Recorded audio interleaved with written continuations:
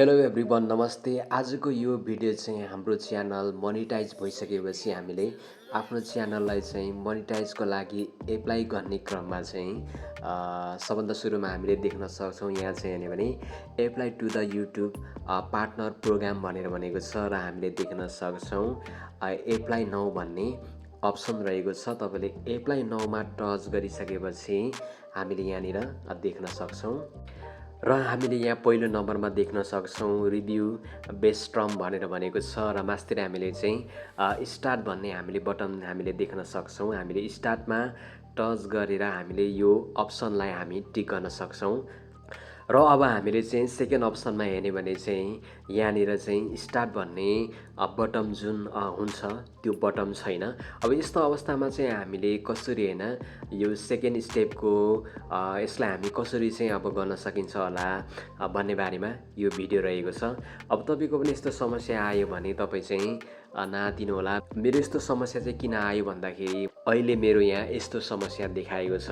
यहाँ चाहिँ जुन स्टार्ट भन्ने बटम हुन्छ त्यो बटम चाहिँ छैन। अब यस्तो अवस्थामा पनि हामीले अब कसरी होइन एडसेन्स एकाउन्ट हामीले सेटअप गर्न सकिन्छ होला, कसरी हामीले चाहिँ लाउन सकिन्छ होला पक्कै पनि यो जानकारी रहेको छ। अब तपाईँको यस्तो समस्या आयो भने तपाईँले चाहिँ यसलाई ब्याक गर्नुहोला र तपाईँले ब्याक गरिसकेपछि अब तपाईँले देख्न सक्नुहुनेछ यो टु अप्सनमा चाहिँ हाम्रो रेड रहेको छ र सेटअप एडसेन्स फर युट्युब भनेर भनेको छ होइन।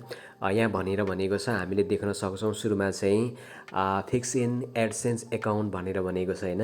कि तपाईँले अब पहिला जुन ट्राई मैले गरेको थिएँ त्यही जिमेलबाट तपाईँले के आफ्नो एडसेन्स एकाउन्ट तपाईँले चाहिँ फिक्स गर्नुहुन्छ अथवा त्यही तपाईँले चाहिँ बनाउन चाहनुहुन्छ भनेर भनेको छ।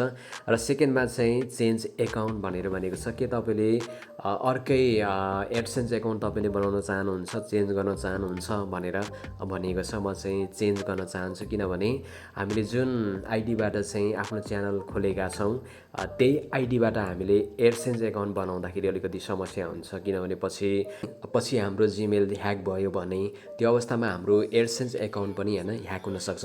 त्यसै कारणले गर्दाखेरि तपाईँले पनि आफ्नो एडसेन्स एकाउन्ट तपाईँले बनाउन चाहनुहुन्छ भने चाहिँ तपाईँले चेन्जमा टच गर्नुहोला र चेन्जमा टच गरिसकेपछि तपाईँले चाहिँ आफ्नो नयाँ आइडीबाट तपाईँले चाहिँ एडसेन्स एकाउन्ट तपाईँले बनाउन सक्नुहुनेछ।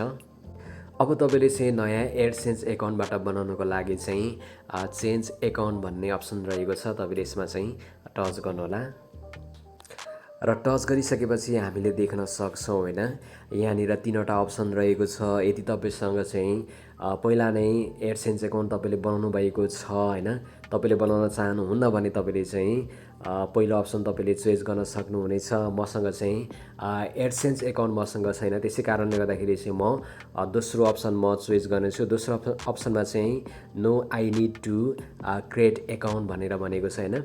म यो अप्सन चाहिँ म चुज गर्न चाहन्छु र दोस्रो अप्सनमा चाहिँ no I need to create one भनेर भनेको छ होइन। मसँग चाहिँ आइडी छैन, म क्रिएट गर्न चाहन्छु भनेर भनेको छ। यो अप्सनमा तपाईँले चाहिँ टच गर्नुहोला र यो अप्सनमा तपाईँले टच गरिसकेपछि चाहिँ तपाईँले आफ्नो युट्युब च्यानलको लागि मोनिटाइजको लागि तपाईँले चाहिँ नयाँ एडसेन्स एकाउन्ट तपाईँले चाहिँ सेट गर्न सक्नुहुनेछ। सो तपाईँको च्यानलमा पनि यस्तो समस्या आयो भने तपाईँले चाहिँ यस्तो तरिकाले तपाईँले आफ्नो एडसेन्स एकाउन्ट चाहिँ सेटअप गर्न सक्नुहुनेछ। सो आजको यो छोटो जानकारी यति नै। Okay, bye bye.